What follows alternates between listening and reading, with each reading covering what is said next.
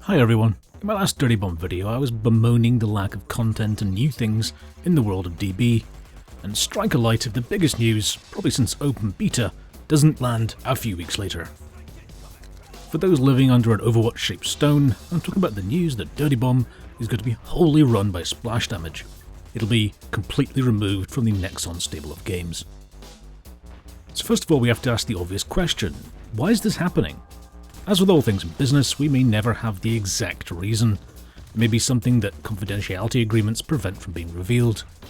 But from the outside, it seems to be that Splash Damage has taken steps to wholly operate Dirty Bomb themselves. Why what they wanted wasn't possible with Nexon isn't explained. It's not unreasonable to imagine that SD wanted to completely run their own IP. It's their baby, as it were, so having everything run in-house and in the same time zone could have its advantages. The terms of the contract are understandably also not known to people on the outside. We don't know if this is SD buying back full ownership and operation or other such things, and we should probably get used to never knowing the full ins and outs of the deal. A better question for Dirty Bomb fans is probably, what does this mean for players of the game? In the short term, I'd expect some transition work for things like server ownership and operation to soak up a bit of developer time and bandwidth, but I would hope that players wouldn't see a significant impact during the transferal of those tasks. As I said before, and as you may have heard me say in my previous video, I was critical of the lack of content that Dirty Bomb had received during 2016.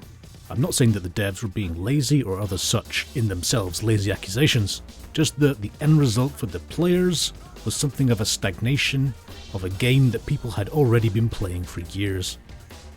This transition from Nexon and Splash Damage to Splash Damage on their own, I hope, can become a line in the sand for the course of Dirty Bomb's development. With more resources needed to manage other aspects of the game's operation, marketing and so on that were previously handled by Nexon, Splash Damage will have to evaluate how Dirty Bomb will be run going forward. As part of that evaluation, I hope that a greater emphasis, and yes money, is made available to ensure that we don't have another year like 2016 was for Dirty Bomb. Hearing you talk about hiring more people gives me hope that a decision to take a new attitude towards Dirty Bomb's development has indeed been taken, and that hopefully we can look forward to the fruits of that being shown in the game later this year. For those people who messaged me saying they wished I'd been stronger in my tone when talking about DB in 2016, I can understand where you're coming from.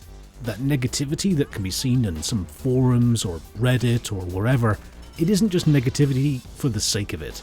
It stems from a frustration of seeing the game that they care about not become everything they think it can be.